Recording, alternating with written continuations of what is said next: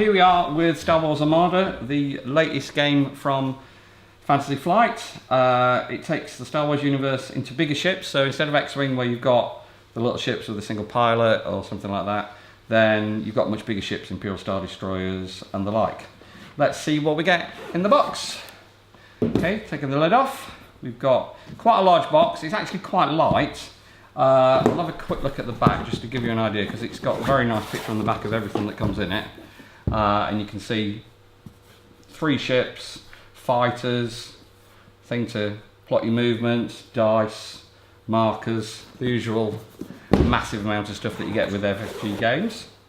So inside, you've got Learn to Play.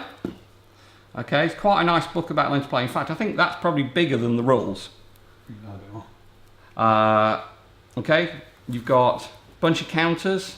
So you've got like space stations, you've got counters that you need for the game, various different markers.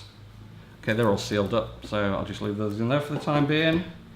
You've got plastic bases. Okay, plastic bases for the ships. These are for the fighter squadrons. You don't get individual fighters in this game, you get fighter squadrons. And I'm quite looking forward to things like the Millennium Falcon coming out, where they're actually tiny little ships like that. But they look pretty cool from what I've seen in the pictures. That's the maneuvering stick, and these are where you put your commands. When you pre-plot your commands, you put them face down so nobody knows what you're doing. Bit like X-Wing and Star Trek, but a different system. Big bases for a big ship. That one's for a Star Destroyer, I presume. Then you've got the dice. One thing you get with these kind of games is you always get a set of unique dice. So you can't just use your D8s. Tiny little fighters, look. Tiny. Okay, tiny little X-Wings, tiny little TIEs. Now, the only thing about these is these are not painted. I have seen some pictures online. I've posted them on Facebook, and they do look fantastic when they're painted. They just really look excellent. And so I'm expecting people to paint those, not me. These are the cards.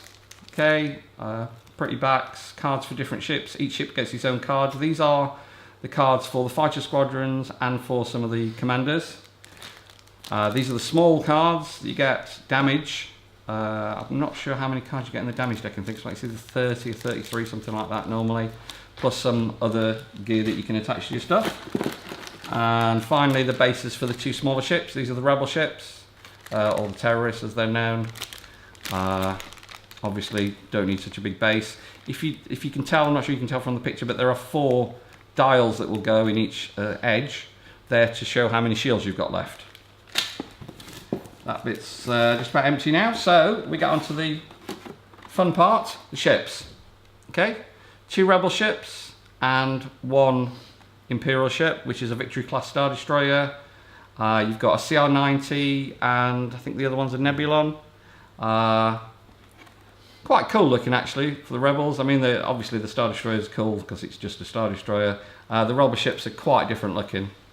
And that's basically what's in the box. You've got quite a lot of filler. Oh, forgot to get the actual ships out for the cards. And these are longer cards than normal. These are the cards that you get for the actual ships. To give you an idea, there's a CR-90 Corvette. There's 2 versions of each ship in the box. They make a distinction between capital ships, which are these bad boys, and obviously the fighters, which have got a completely different set of rules. You'll get a Corvette A and I think a Corvette B, a Victory class 1 and 2, and the Nebulon and the Nebulon support ship, I think it is. It shows you on here what defense tokens you get, what command value they've got. The lower the command, actually the better, because that means they're more responsive. How many squadrons of fighters they can control at once, how many engineers they've got, which is helpful repairs. That weird picture there, if you can see it, shows you how maneuverable they are and how fast. So that one go up to a speed of 4. And this here shows you what dice and what shields you've got from each facing. Okay, there you go. Quick look inside the box. Lots of space, which means lots of space to put additional ships when the expansion's released fairly soon. But apart from that, that's what's in the box. Cheers.